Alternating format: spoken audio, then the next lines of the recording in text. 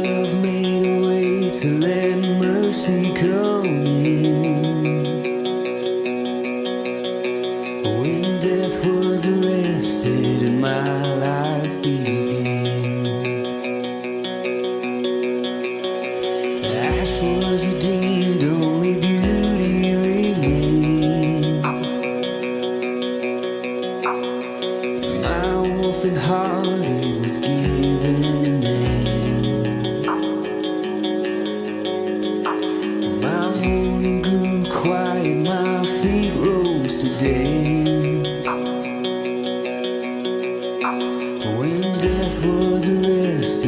my life begin. Oh, your grace, so free, washes over me. You have made me new, now life begins with you. Released from my chains, I'm a prisoner.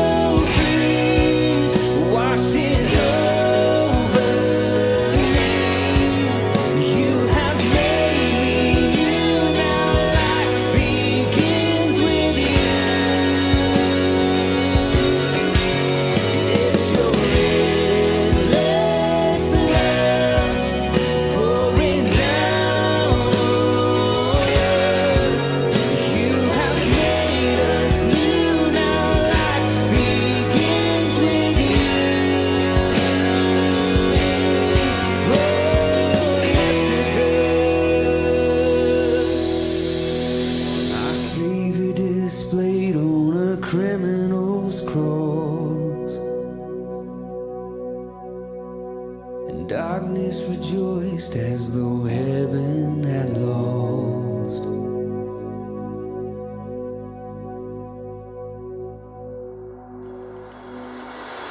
But then Jesus rose with our freedom in hand,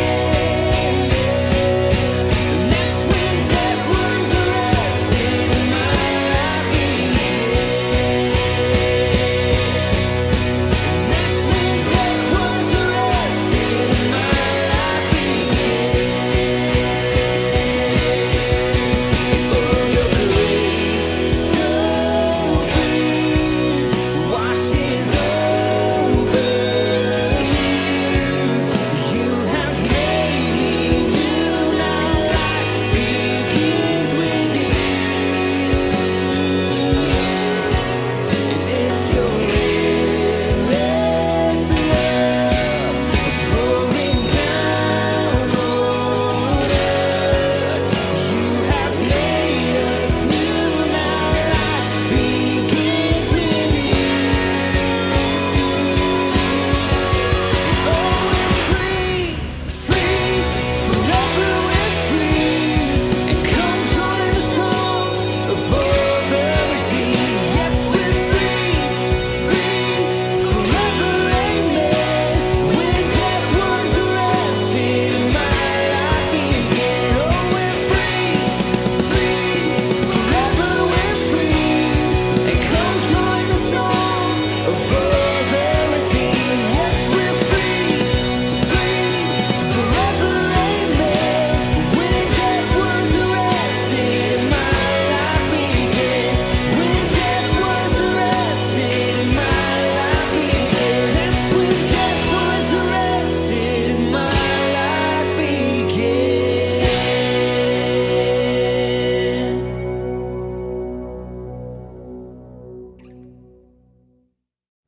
And what a great time. Yep. Great time of worship. So excited about the new stuff coming. on. We can't tell them about it, can we? Is it just a secret? We can't.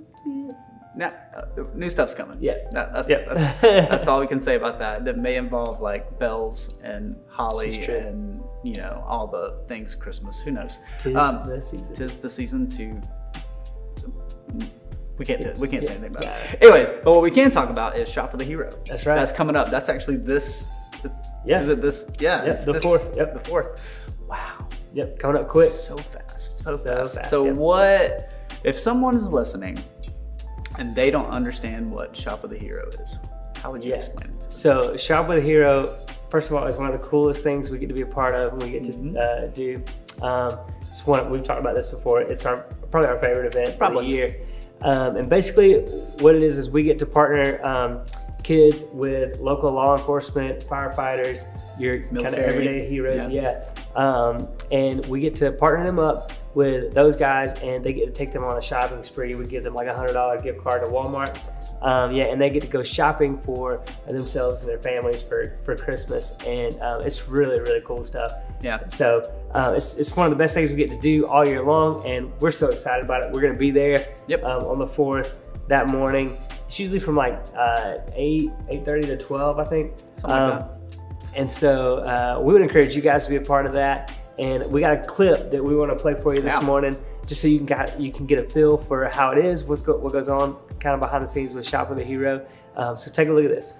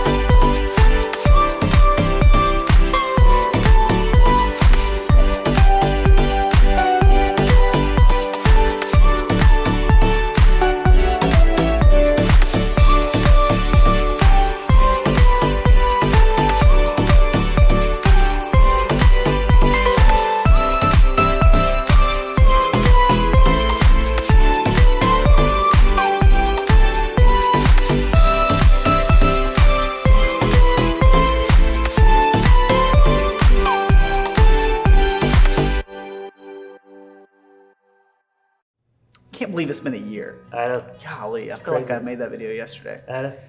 It's crazy. But yeah, so Shop with the Heroes coming up December 4th. There's so many ways that you can get involved. I would highly encourage being there. It's the best way to get involved. I'm just going to say it. It's just seeing it and seeing these kids take this $100 and not spend it on themselves is probably one of the most sobering things that you probably ever see in the Christmas holidays. I just think that we get so wrapped up in our culture, and things are good, things are not bad, but we do just get so wrapped up in like the next best thing, latest and greatest, and like we just forget that there are people out there who like don't even have the basic necessities. Right? I think it was last year. One kid went through and like literally just bought like groceries. Like for his family. And you know, it's one of the best things that you can do with the holidays. So holidays, see what I did there. So go to the app. There are many ways that you can get involved. You can obviously give, serve. That's probably it. Yep. So those two things. Maybe just do both. But you can find all the information for that on the app. We would love for you to get plugged in and get involved in that event, because it is literally the best thing that we do. I'm just going to go and say it. There it is. But yeah, we're also going to take a moment and continue our worship and giving, thanks and giving. That's right. And so we're going to provide you guys with an opportunity to do that. There are going to be ways that you can give on the screen. Probably any way that you could possibly think about giving money, we have that option. Can you roll over from an IRA? I'm just kidding. That's not. You don't do that. Don't ever take from your IRA. It's not good. Anyways, we're gonna give you guys a moment to do that right before we jump into the sermon today, which is the last sermon on Thanksgiving, and it's gonna be good. It's gonna be really right. Good. So we're gonna roll. We'll give you guys that moment, and we'll get tuned in. Where are we broadcasting from? Live from Walnut Grove this morning. Live from Walnut Grove. It's Sunday morning. Sunday morning. No. Whatever. We're gonna be from Walnut Grove this morning, and so is it Russ, Nathan? I don't even know who's gonna do it anymore. Jonah, I believe. Wow. Yeah, Jonah. It's really. Sorry. Sidebar. Still, Foster thinks Jonah is Jonah from the Bible. We've done it. We're in a group together. We're finishing up some financial peace courses, and literally my oldest son thinks Jonah is Jonah from the Bible. So every time Jonah comes over, it's Jonah from the Bible. So he's great. You guys are going to enjoy him, but we're going to link up with Walnut Grove here shortly. So take a moment, pray with your family, consider how you can give, and so we'll be with you guys in a bit.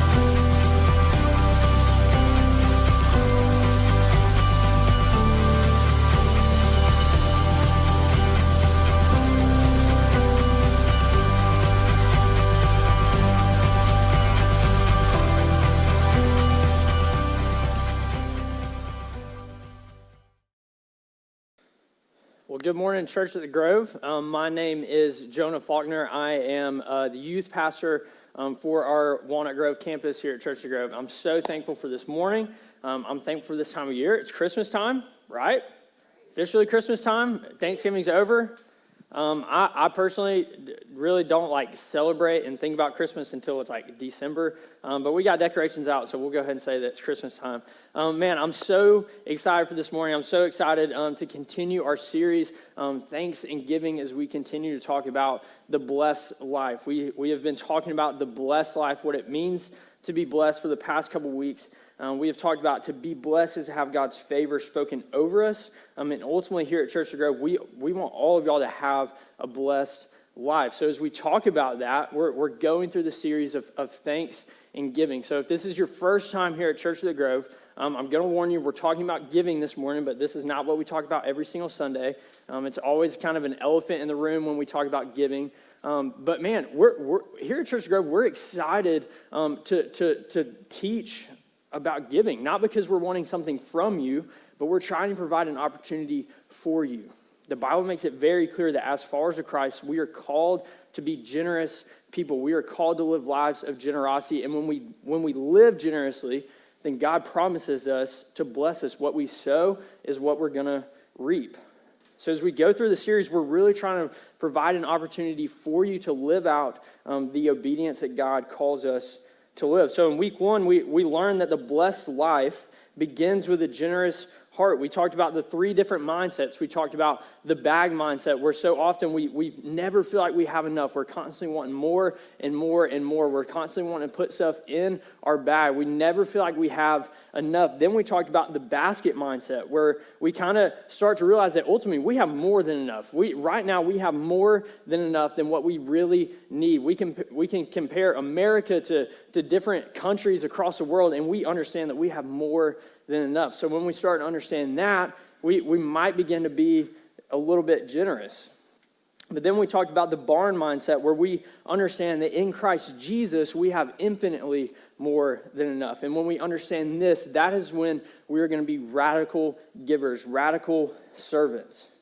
Last week, Russ talked about the blessed test. He gave the challenge: are we going to love money and possessions, or are we going to love and trust God? He talked about the tithe, the discipline of tithing, the whole idea that we are going to give our first and our best, and then we're going to trust God to bless the rest, right? We're going to be conscious and intentional about tithing because we trust God with everything we have. The tithe teaches us to put God first, and ultimately the tithe is what provides for the church to do the work of the kingdom of heaven in the local community, but also across the world. So this week, we're going to wrap up our series of Thanksgiving, talking about what the fanatical servant and giver looks like. We kind of ended on this week one when we talked about the barn mindset, but this morning we're going to dive deeper into what it looks like to be a fanatical servant and giver. Before we start talking about that and what it looks like to be just a radically generous person, we gotta understand a truth that we really like to look over, right? So we gotta understand that there, as Christians, there is still a power and a work that is against us. There's the devil is out there. Satan is very real, and what we know is that when we give our lives to Christ, that at that point, Satan's main goal is to bring us as far away from God as possible. His main goal is to get as between us and God as much as he can. He's trying to prevent the blessings of God in our life with everything he has. So as we know, it's insanely difficult to be a generous person, right? I think going back to, I graduated college in May, and y'all remember the college lifestyle. You are broke in college. Right? I mean, we were I remember back in college, like, we would be so broke that everything we did, we would consider it and think about it in terms of how many cookout trays we could get with that money. Like, that's how broke we were. It is just every single dollar mattered so much. I heard so many messages throughout my 4 years of college about being a generous person, but then I looked at my bank account or looked how much cash I had in my wallet, and it was very difficult to be a generous person. But ultimately, that's all that is Satan trying to get between us in God and trying to prevent us from experiencing the blessings that God has planned for us when we are generous. I think back, and one of the biggest attitudes that kept me from being generous and kept me from the blessings of God throughout college was ultimately pride and selfishness. These are temptations that Satan throws at us, and that keeps us from being a generous people. Ultimately, pride comes in is when you look at all your possessions that you have and you think, man, I deserve this. I worked hard for this. Why would I give it away? This is everything I have. Why would I give this away when I worked so hard to get it? And then I also saw a lot of selfishness in college. When I saw the very little I had, I didn't want to give it up. I began to think to myself, I need this more than the homeless person that I walk by on the street. I need that cookout tray. I need this $5 so I can go get me a cookout tray later. I was so selfish in my thinking, and that was a temptation and a lie from the devil that God was not going to provide if I was generous, that God would not bless me if I was generous to other people. So before we start talking about what it means to be a radical giver, we have to understand that Satan is doing everything in his power to prevent you from being a generous person. As a follower of Christ, he is doing everything he can to prevent you from being a generous person, because he knows that when you're generous and when you trust God to bless you and to provide for you, he knows that you're going to experience God in ways that you've never experienced him before.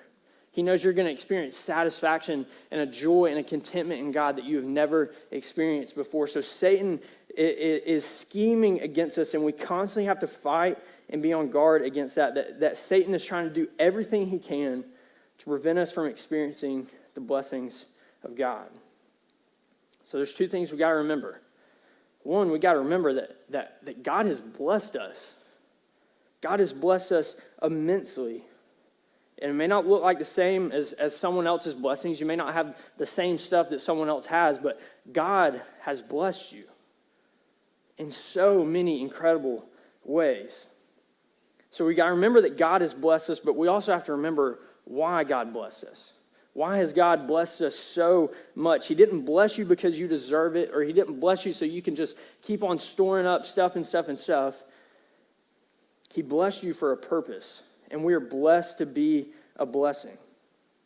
We see this in 2 Corinthians 9:11. Paul says, you will be enriched in every way. Why? To be generous in every way, which through us will produce thanksgiving to God. Genesis 12:2-3. It says, and I will make of you a great nation, and I will bless you and make your name great, so that you will be a blessing. I will bless those who bless you, and him who dishonors you I will curse. And in you all the families of the earth shall be blessed. So in this we see that we are blessed to be a blessing. We are blessed so that for a purpose we will be a blessing. Why does God make us so rich? Why does God bless us so immensely? So that the blessing that he has given us will flow out of us into the lives of the people around us and across the world, across the nations, as we continue to work and give to the advancement of the gospel. So our big idea this morning as we kind of move into the heart of this message is that blessings come from God and they come for a purpose. Blessings come from God and they come for a purpose. So for the remainder of this morning, we're going to look at what it looks like to be a fanatical servant, fanatical giver, to be radically generous. But as we move into that, we're going to talk about three different kind of servants is what we're going to call them. But this is kind of three attitudes about serving and giving in general. So the first one we're going to talk about is the spontaneous servant. The spontaneous servant. So this is the person that when they see a need, an immediate need in front of them, they're going to meet it.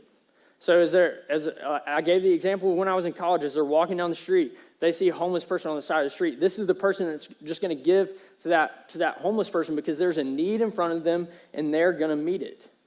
Jesus gives us a good example of what this looks like in the parable of the Good Samaritan in Luke 10, verse 30-35. It says, Jesus replied, a man was going down from Jerusalem to Jericho, and he fell among robbers who stripped him and beat him and departed, leaving him half dead. Now by chance a priest was going down that road, and when he saw him, he passed by on the other side. So likewise a Levite, when he came to the place and saw him, passed by on the other side. But a Samaritan, as he journeyed, came to where he was, and when he saw him, he had compassion.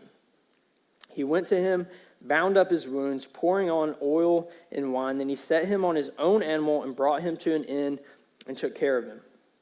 And the next day he took out 2 denarii and gave them to the innkeeper, saying, "Take care of him, and whatever more you spend, I will repay you when I get back." So the story gives us a great example of what a spontaneous servant or giver looks like. When a need arises, you see it and you meet it. A spontaneous servant, along with kind of the example that Jesus gives, might give to a couple big things or big gives throughout the year. When a financial campaign comes up, they might give. Or when Christmas time rolls around, they might give. Or Easter rolls around, they might give. Or Shop with a Hero rolls around, they might serve and give their time and their efforts. But the spontaneous servant is like it says, it's spontaneous. When a need arises, they meet it. It's a great thing to be a spontaneous servant. Jesus gives us this example, this parable of the Good Samaritan as an example to follow. When we see people in need, we are called to be the hands and feet of Jesus and meet that need. However, I think when the majority of our giving comes through spontaneous giving, it's easy to forget about our calling to be generous. One way is there might be weeks or months when there's not really an opportunity or a need arises for us to meet. So then we go weeks or months without giving, without being generous. And we kind of grow cold and hard-hearted towards generosity because it's been so long since an opportunity has arisen.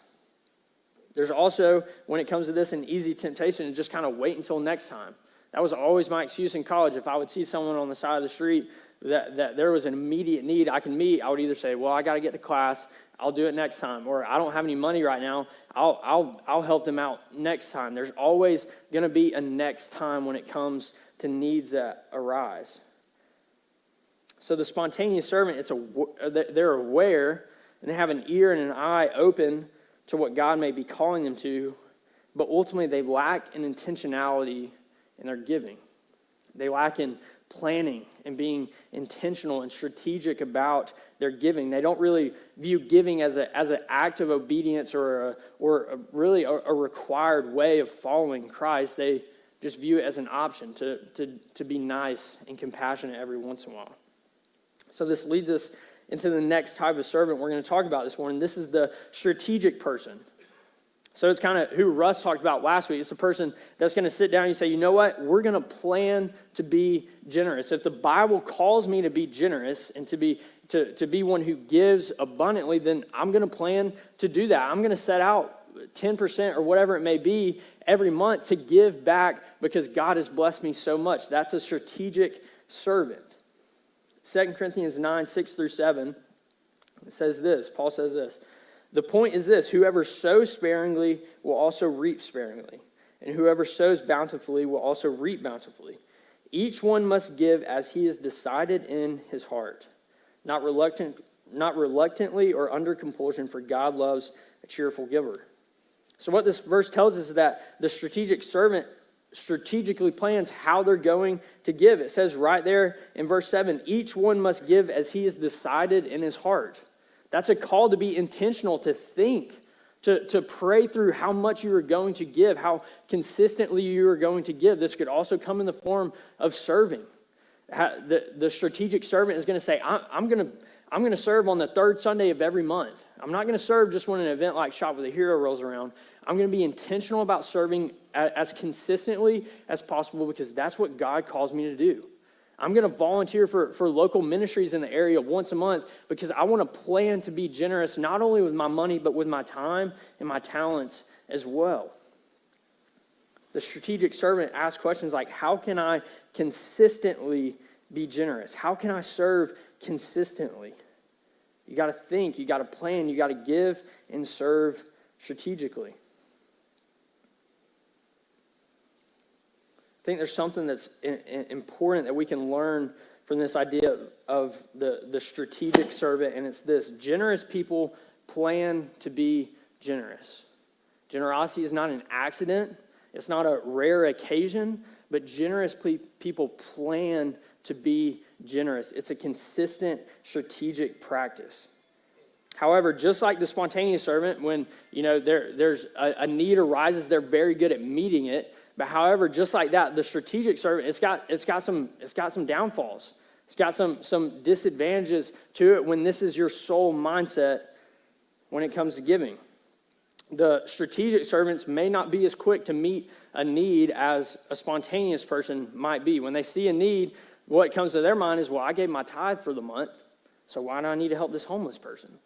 I served at this local ministry this month, or I hosted this ministry in my home this month. Why do I need to give now? I've already done my time. I gave my money for the month. I'm done.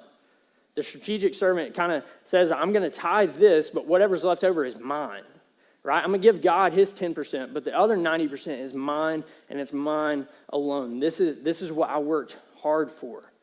Man, my parents did such a good job at raising me to be a person that's intentional about giving the first of whatever I get. So growing up, anytime I would get money, they would always kind of hold me accountable to making sure I gave, that I tithed in some sort of fashion. And as I grew older, that it's just become a part of my life. So I'll say I'm very intentional about giving because that's the way I was raised, but I'm not very good at when a need arises, being compassionate in meeting that need and doing what God calls me to do. Because I go back to, well, I already gave my tithe for this month. Can I really afford to? Do I have room to be a blessing to this person? So as we look at the spontaneous and the strategic servants, kind of two opposites, we see that the biblical idea of generosity, the heart of generosity, is found when you combine the two. So that's when we come in and we're going to look at what it looks like to be a sacrificial servant. So the sacrificial servant, these are the fanatics. These are the radically generous people because they understand everything they have comes from God. They don't have that mindset of, oh, this is mine. This is mine, I got to hang on to. I'll give my tithe. I'll give God what he deserves, but I'm holding on to everything else. No, the sacrificial servant understands that everything we have, whether it be our money, our possessions, our time, our talent, everything we have is God's. And it's freely given to us by God. Not so that we can hold on to it, not so that we can take more and more and more, but so that we would be a blessing to other people. Because sacrificial servants understand everything they have comes from God and belongs to God, they're willing to give everything. So right now, I'm going to give someone an opportunity to be a sacrificial giver, a sacrificial servant. I don't really know who yet. Michael, you want to come on up here? So, Michael, you can go ahead. You can come up here on the stage if you want to. Michael, I'm going to give you an opportunity to be a sacrificial servant, a fanatical giver. As you know, I'm a full-time youth pastor, and I'm about to get married. So financially, that is not a good matchup at all. The question for Reese is how many days? It is 75. 75. So, Michael, listen, I'm going to give you a chance to be a fanatical giver, fanatical servant. Do you have anything that you could bless me and Reese with? How about that? That would be fantastic. Michael, I hope everyone sees this and they see, wow, Michael is a fanatical servant. I want to be just like Michael. And I hope everyone runs up here and just throws these onto the stage. I'm just kidding. Before everyone gets up and leaves because the preacher just asked for money, we're going to tell everybody that I gave this to you before the message, right? Right. And what I say, I'm going to It's ask a you gift to. from God that was given to me, and I have to give it back. That's right. When he That's calls right. it to. Exactly. I'm giving this to you to hold on to until I ask you to do something with it. So great, Mike. You can go ahead and have a seat. Yes, we set that up. So as cringy as that was, I want it to be an example of what it looks like. So I came to Michael before the service and said, Michael, I'm giving you this $100, and I want you to hold on to it until I ask you to do something else with it. Now, did y'all see how fast he gave me that $100? I've never had someone give me $100 that willingly and that quickly, even if I worked for it. So why was he so willing to give that? Why was he so willing to give me that $100 just then? It wasn't his. He never viewed it as his own. Why? Because I gave it to him, and I said, hang on to this until I tell you to do otherwise, until I ask you to do something with it. So for whatever it's been, 40 minutes maybe since he's had that, he has never viewed this $100 as his own. He's understood that ultimately, just because I gave this to him to hold on to, it was never his, it was still mine. So he was willing to give it back because he knew it was mine in the first place, right? So using that example, this is the idea behind the sacrificial servant. We have to understand that everything we have is not ours. It is not ours. I don't care if you have $2 million in your bank account. It's not yours. It's a blessing from God that he has blessed you with to be a blessing to other people. So we should be sacrificial servants. We should be generous people because we got to understand it's not ours in the first place. Everything we have is not ours in the first place. We're simply holding on to it. We're borrowing it. We're being good stewards of it until God tells us to do otherwise, until God calls us to do something with it. Jesus, he gives such a beautiful example of what a sacrificial servant looks like in Mark 12 as he watches and just looks on a widow give everything she had to live on. This is Mark 12, verse 41 through 44. It says, and he sat down opposite the treasury and watched the people putting money into the offering box. Many rich people put in large sums, and a poor widow came and put in 2 small copper coins, which make a penny. And he called his disciples to him, and he said to them, truly I say to you, this poor widow has put in more than all those who are contributing to the offering box. For they all contributed out of their abundance, but she, out of her poverty, has put in everything she had, all she had to live on.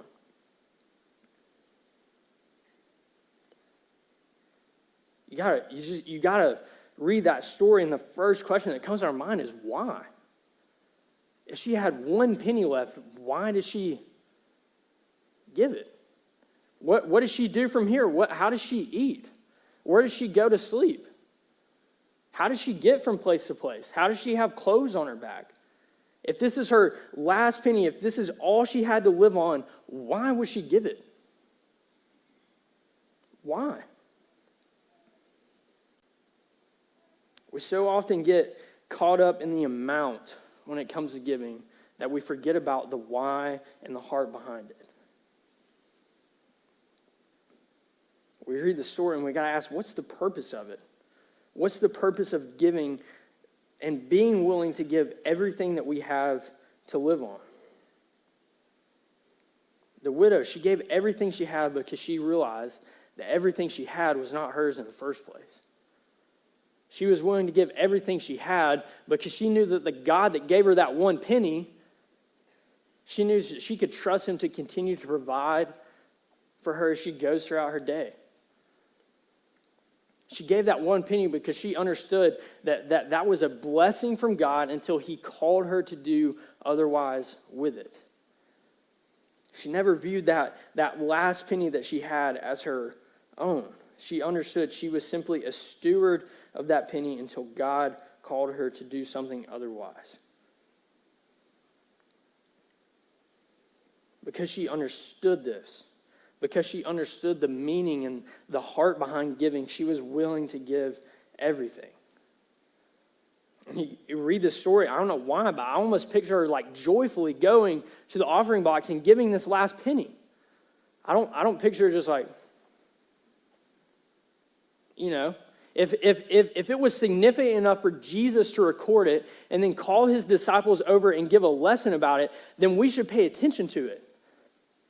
And I think if it was that important to Jesus, I don't think her heart behind giving was grudgingly, unwillingly giving that penny. She was excited. She was joyful in her giving because she knew and she trusted that her Father, who has blessed her immensely beyond that penny, was going to continue to bless her even through her generosity. And then you think about it even deeper, we think about the blessing, the deep blessing that we have in Christ. And the widow didn't even know that the Son of God, the Savior, her Messiah that was sent for her was standing right next to her, and she was still willing to give that last penny. She had no idea the gift of salvation that was sitting right next to her, standing there, watching her give this last penny. And that should convict us. We now can look back on the sacrifice of Jesus, and we can see God's generosity so clearly. And it should convict us to be so much more generous because we understand how blessed we are. The sacrificial servant understands the big idea that we had for this morning. Blessings come from God, and they come for a purpose. Blessings come from God, and they come for a purpose. A sacrificial servant understands that God gives us blessing for the purpose of blessing others, the purpose of living radically generous lives. You got to understand, God doesn't give us blessings just to give us more and more and more, just to fill us up. God gives us blessings so that we can be a blessing to other people, that we can be the hands and feet of Jesus and advance the kingdom of heaven. So as we kind of close out, I challenge you to examine yourselves this morning. Where are you at? How are you using the blessings that God has given you? How are you being generous in every way? As you look at the blessings God has given you, are you holding on to them with a closed hand? Walking down the street, man, I deserve everything I have. I've worked hard for everything I have. Why would I give it to someone else? If this is my last penny, why would I give it to someone else? I deserve this. This is mine. Or are you allowing the blessings that God has given you to flow through you so that others would be blessed, so that others would see the goodness and the generosity of our Father? Maybe you see yourself as a spontaneous servant. You're good about kind of meeting a need when it arises, or kind of throughout the year giving a few big gives to big events. You're just kind of spontaneous, but you've never really sat down and you've never planned and strategically decided in your own heart, how am I going to live a generous life? How am I going to consistently walk with an open hand and understand that everything I have is God's? Maybe you're more of the strategic servant, and you've grown up and you've always been a tither. You've always understood the purpose of it. But man, maybe you give that tithe and then everything else you view as your own. Man, I gave God 10%. This 90%, it's mine. So when you're walking down the street, man, you might not be very quick to meet an immediate need that is right in front of you. Maybe you need that compassionate heart that the Good Samaritan had, that when as he was just journeying to where he was going, he saw a need and he met it. I want you to examine how you can move towards being a sacrificial, fanatical, radically different servant. I want you to reflect on how every single thing you have is a blessing from God. And because of that, it's never yours in the first place. As we read stories, you read about that, the widow in Mark 12, I can't help, when I read stories like that, can't help to think, what if we were just all like that? I mean, what would the world look like if we understood everything we had was from God and we were willing to give everything back to Him?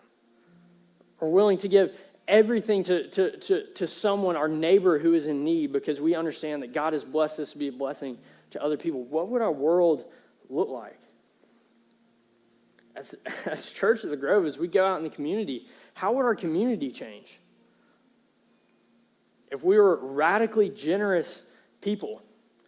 You got to understand, when we talk about giving, we're not just talking about giving to Church of the Grove. That's not what I'm talking about. I'm talking about paying for your coworker's lunch.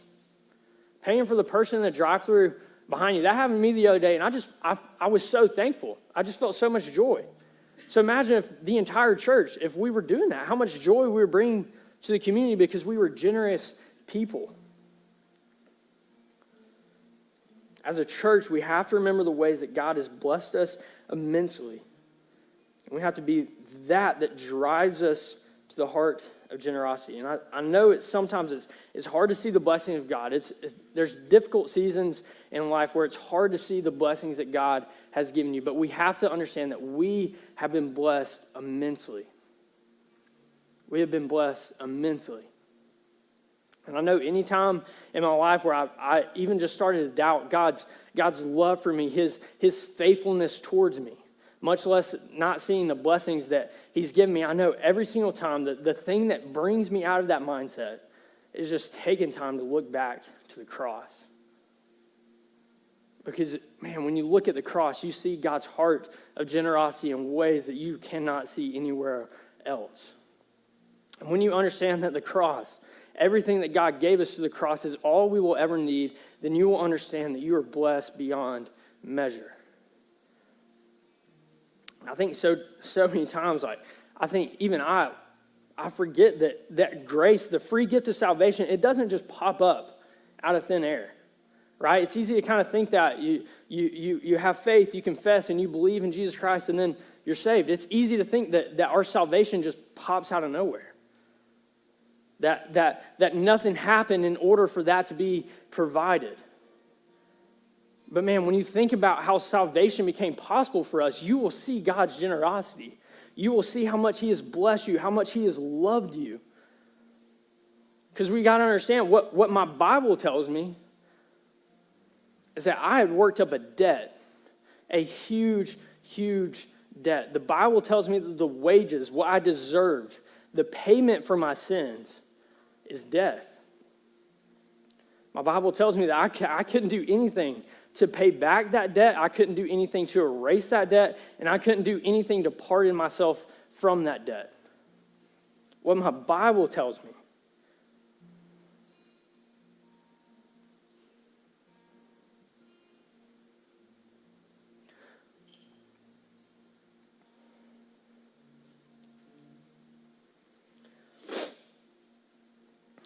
What my Bible tells me is that the debt of my sin, it wasn't forgotten.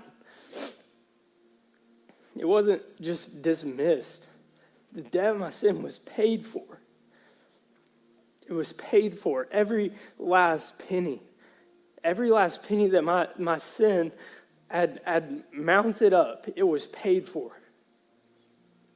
God is a just God, and he can't just erase sin with nothing. He is a just God. He has to punish what had to be punished. And my sin had to be punished. It had to be paid for somehow. So instead of God making me pay that on my own, out of his heart of generosity and love for me, he sent his son to pay that debt for me.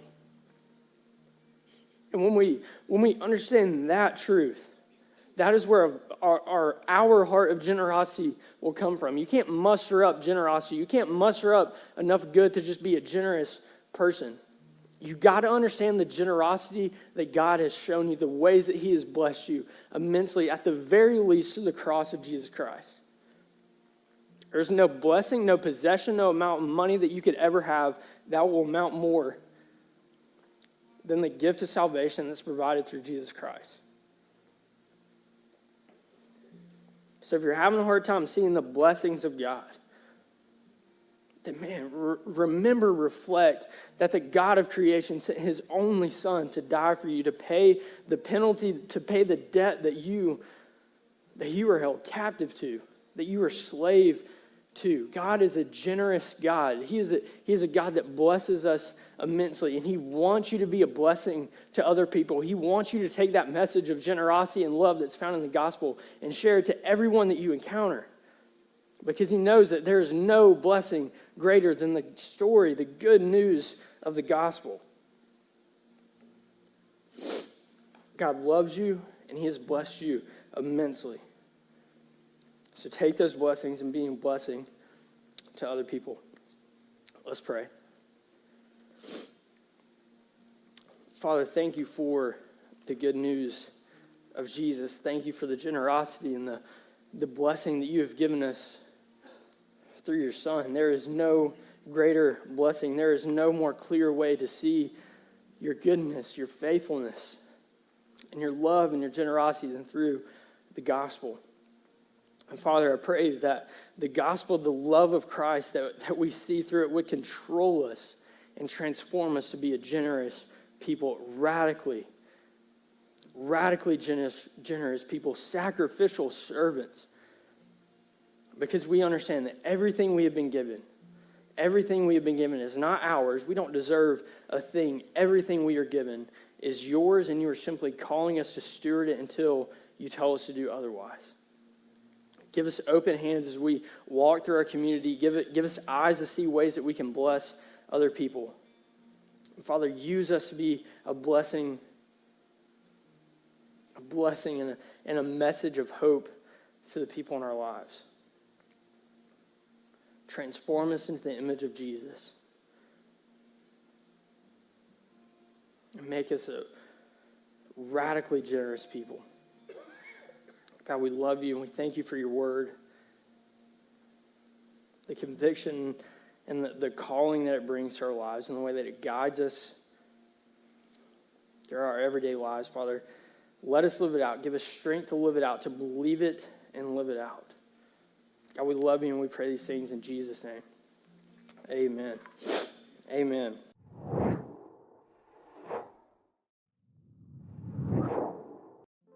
See, I told you you would enjoy Jonah. Yep. He's not Jonah from the Bible, but he's close enough, right? Yeah. Gosh, so good. What a time. It's almost like we planned it around this Thanksgiving. You know, man, I tell you what. That was good. Good stuff.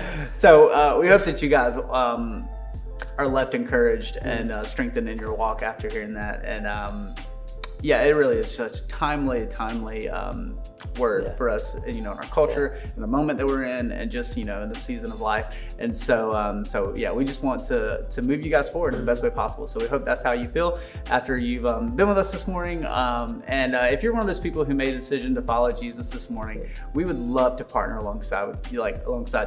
Oh no, I can't speak. But anyways, we believe that it's the most important decision that you can make in your life, and we want to be there with you. We want to walk with you, and so you can text "start to follow" to 97000. That's "start to follow," all one word, to 97000. If you made that decision, or if you just have questions, or if you just need anything, text that number. We would love to partner with you in your journey because we believe that it is a journey, not just a one-time thing that you do. And so we love you and we want to partner with you in that way. And also, don't forget, Shop with a Hero. Shop with a Hero. Shop with a Hero. It's coming up quick. December 4th, Saturday morning. We would love for you guys to be there. And like Cody said, the best way to get involved is to be there. Volunteer, Absolutely. Show up, and be a part of it. But you can also give towards it, and you know, and there's people I think making like baking goodies and that kind of stuff too. But we would love for you guys to be a part of it. And you know what? Here's the deal. If you just don't really know how you feel about it just yet, why don't you just come shop at Walmart? Yeah. Sometime between 8 and 12, and you can just get a peek from the outside and see what it's like. Yeah. Just that way you don't have to commit to the whole time. Yeah. Just see what it's about. Just come check it out. Yeah, just but come you check should it out. commit because it's awesome. It's literally Absolutely. It's going to be one of the best Yeah. the best days of the year. We're pumped about it. And listen, we've been in this series, Thanks and Giving, and so we just encourage you guys to take stock of where you're at right now, and maybe pray about how God is inviting you into His story and into the path of being a generous person and following Him and His generosity, and the model of His generosity. Because that's what He calls us to do. And so this is the perfect time of year to do that, to flex those muscles of generosity, to get out there and put that into practice. And so, and Shop with a Hero is just one way you can practically do that. So we would love for you guys to be there. It's been a great morning. Yeah. Man, so We're good. excited. Again, we hope you had a wonderful Thanksgiving break. We're pumped about Christmas coming up. 'Tis the season. It's almost here. Holidays. It's going to be so good. Yeah, we're starting the holidays this next week, so make sure you invite people to join you next week as we start that series. And we love you guys. If there's any way we can pray for you, help you in this season, let us know. And until next time, or until Shop with a Hero, Yeah, we'll see you there. we'll see you there, yeah. You guys have a good week.